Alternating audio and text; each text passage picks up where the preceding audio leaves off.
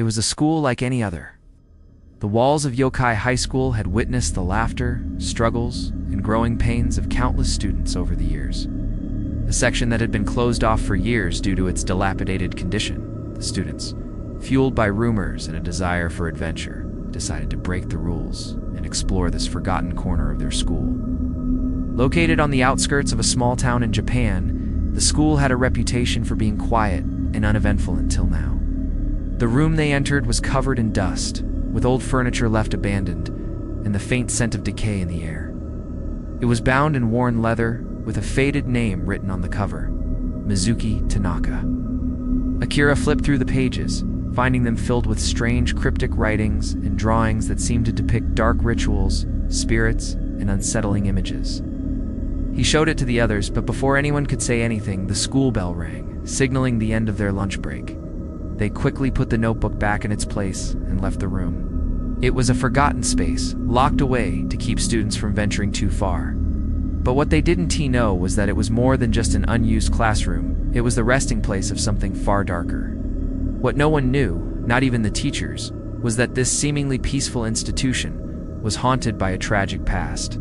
A past that, over the years, had been forgotten, buried beneath the weight of time. But now, that past was awakening, and with it, the vengeful spirit of a student who had never found peace. It all began innocently enough. A group of high school sophomores, led by the curious and fearless Akira, began exploring the old wing of the school. "There's got to be something here," Akira said, as he pried open the old wooden door with his friends, Mei Takeshi, and Hana.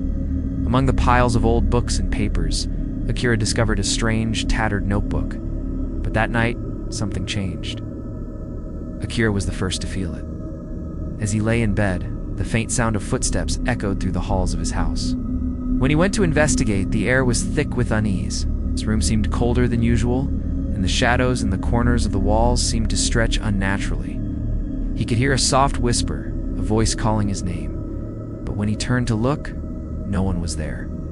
His heart raced, and his mind flashed back to the old notebook and the mysterious name, Mizuki Tanaka. The next day, Akira couldn't shake the feeling of dread that clung to him. He noticed that his friends, too, seemed off. Mei was quieter than usual. Mei's locker was found open, even though she had locked it herself. Takeshi swore he heard footsteps behind him in the hallway, but when he turned around, no one was there. It was no longer just an abandoned space. It had become a place of dark energy. The walls were covered in strange symbols, and the floor was stained with what appeared to be blood. The whispers grew louder, and the mirror began to glow, casting a dim, eerie light. Suddenly, the image in the mirror shifted, showing a young girl standing in front of them, her face pale and twisted in pain. It was Mizuki Tanaka. In the center of the room stood a mirror, its surface cracked and warped as if reflecting something not of this world. The most unsettling thing, however, was the appearance of a strange, shadowy figure, a tall, slender shape that seemed to flicker in and out of existence. Every time it appeared, the temperature in the room would drop, and the whispers would grow louder. Takeshi kept glancing nervously over his shoulder, and Hana had become withdrawn, as though she were seeing something no one else could. Kira, unable to ignore the growing fear, decided to confront the mystery head-on. He and his friends returned to the old wing of the school, determined to find out who Mizuki Tanaka was, and why her spirit seemed to be haunting them. As they made their way through the abandoned halls, the air grew thick with unease. The walls seemed to close in on them, and the once-forgotten notebooks seemed to pulse with a life of their own, as if the very building was alive, watching them. It wasn't long before the strange occurrences started happening at school. It began with small things.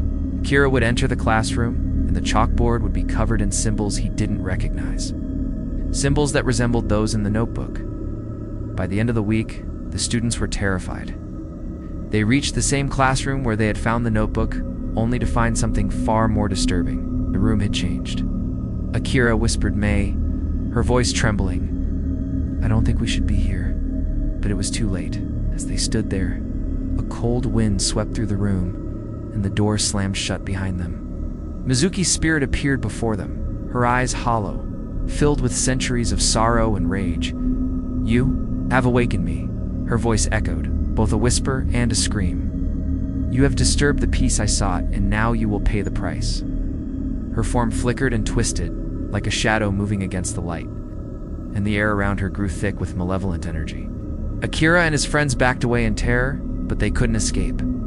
The walls seemed to close in on them, and the floor beneath their feet seemed to shift, as though the very foundation of the school was alive with dark magic.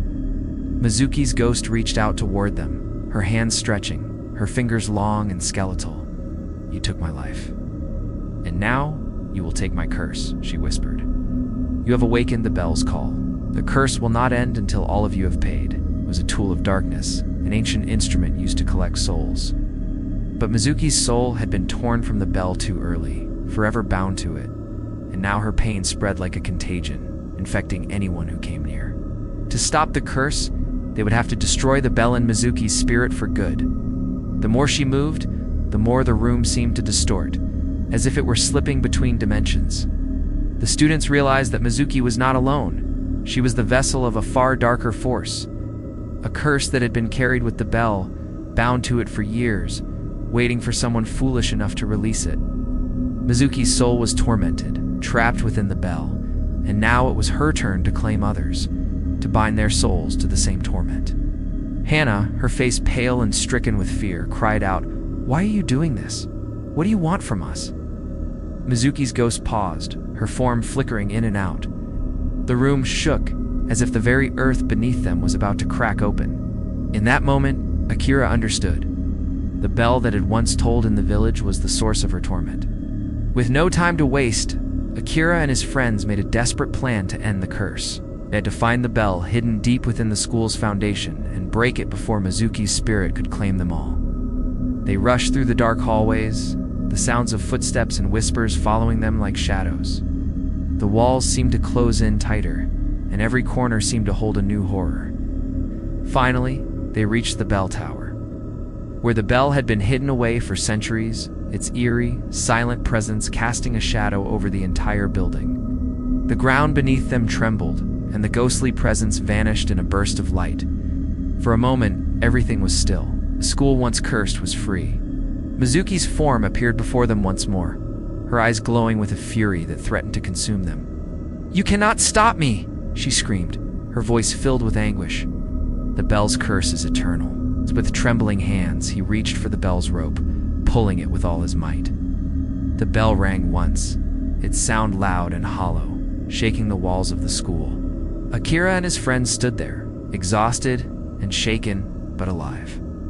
The curse was lifted, and Mizuki Tanaka's spirit was finally at peace.